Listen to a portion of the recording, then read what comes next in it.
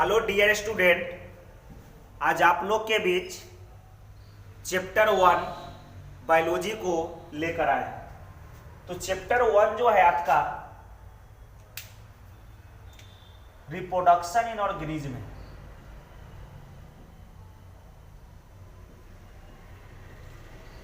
Chapter 1, तो chapter 1 का नाम है रिप्रोडक्शन इन ऑर्गेनिज्म।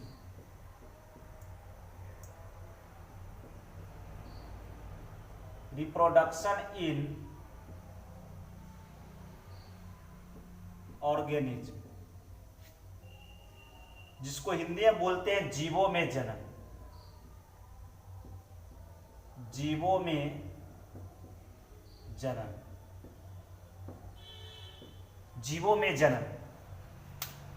तो सबसे पहले यहां पे हम लोग समझते हैं कि जनन होता क्या है।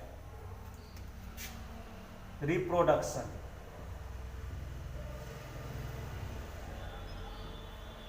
रिप्रोडक्शन को हिंदी में बोलते हैं जनन। तो जनन होता क्या है? तो नया संतान उत्पन्न करने की विधि को जनन कहते हैं। जनन किसे कहते हैं? तो नया संतान उत्पन्न करने की विधि को जनन कहते हैं। जनन जो है दो प्रकार के होते हैं। कितने प्रकार के होते हैं? दो प्रकार के। सबसे पहला जो है ये सेक्सुअल रिप्रोडक्शन, ये सेक्सुअल रिप्रोडक्शन। दूसरा जो है सेक्सुअल रिप्रोडक्शन। सेक्सुअल रिप्रोडक्शन पहला जो है ये सेक्सुअल रिप्रोडक्शन, इसको हिंदी में बोलते हैं अलैंगिक जनन। हिंदी में क्या बोलते हैं? अलैंगिक जनन। अलैंगिक जनन क्या होता है? तो वैसा जनन जिसमें एक ही पेरेंट नए संतान की उत्पत्ति में भाग लेते हैं उसे अलैंगिक जनन कहते हैं।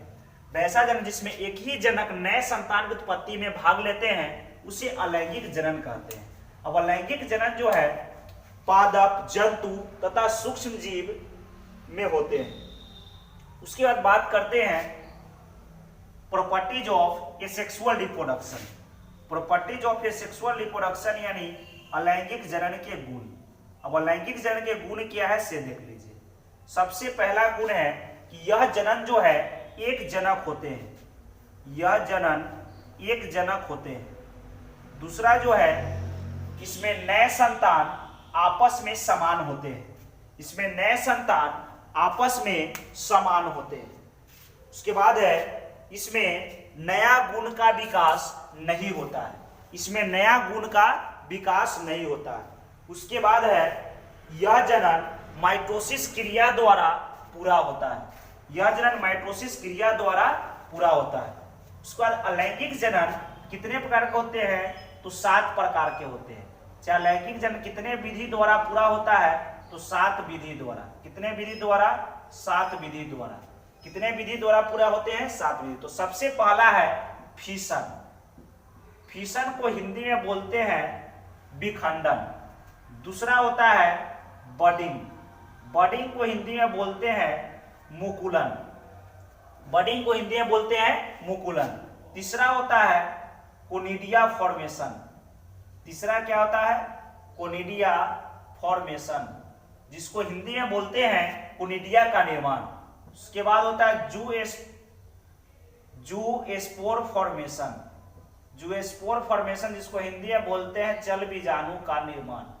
उसके बाद होता है फ्रेगमेंटेशन। फ्रेगमेंटेशन को हिंदी में बोलते हैं खंडन। उसके बाद होता है रीजेनरेशन। रीजेनरेशन, रीजेनरेशन को हिंदी में बोलते हैं पुनरुद्भवन। उसके बाद होता है vegetative reproduction. Vegetative reproduction, vegetative reproduction को हिंदी में बोलते हैं कायिक जनन। क्या बोलते हैं? कायिक जनन। तो उसका फिशन जो है, फिशन क्या होता है? विखंडन किसे कहते हैं? तो सबसे पहले जान लीजिए कि विखंडन जो है, फिशन जो है किसका भाग है? तो ये सेक्सुअल रिप्रोडक्शन का। किसका भाग है? ये सेक्सुअल रिप्रोडक्शन का। तो सबसे पहले यहाँ पे लिखेंगे कि यह एक प्रकार का अलैंगिक जनन का विधि है जिसमें एक कोशिका विभाजित होने के बाद, एक कोशिका विभाजित होने के बाद 2 या 2 से अधिक नए संतान की उत्पत्ति होता है। 2 या 2 से अधिक नए संतान की उत्पत्ति होता है, उसे विखंडन कहते हैं। यह जनन माइटोसिस क्रिया द्वारा पूरा होता है। उसका फिशन जो है दो प्रकार के होते हैं। कितने प्रकार के होते हैं? दो प्रकार के। एक जो होते हैं बाइनरी फिशन, एक जो होते हैं बाइनरी फिशन, जिसको हिंदी में बोलते हैं द्विविखंडन। तो द्विविखंडन क्या होता है? इसमें एक कोशिका विभाजित होने के बाद दो नए संतान की उत्पत्ति करता है, उसे बोलते हैं द्विविखंडन। जैसे में हो जाएगा अमीबा, जैसे में क्या हो जाएगा? अमीबा। उसके बाद होता है मल्टीपल फिशन। क्या होता है? मल्टीपल फिशन यानी बहुविखंडन। तो बहुविखंडन क्या होता है? जिसमें एक कोशिका विभाजित होने के बाद अनेक नए संतान की उत्पत्ति होता है, उसे बोलते हैं मल्टीपल फिशन।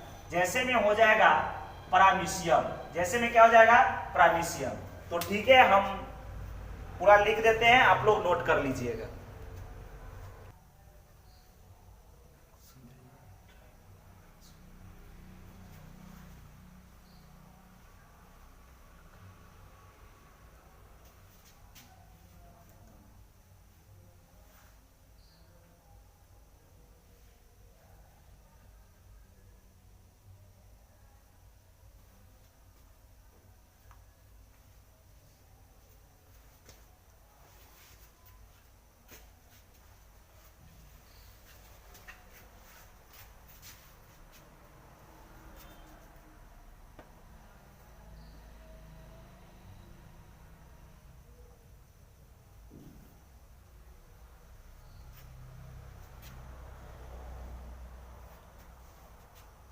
हो गया नोट आप लोग को?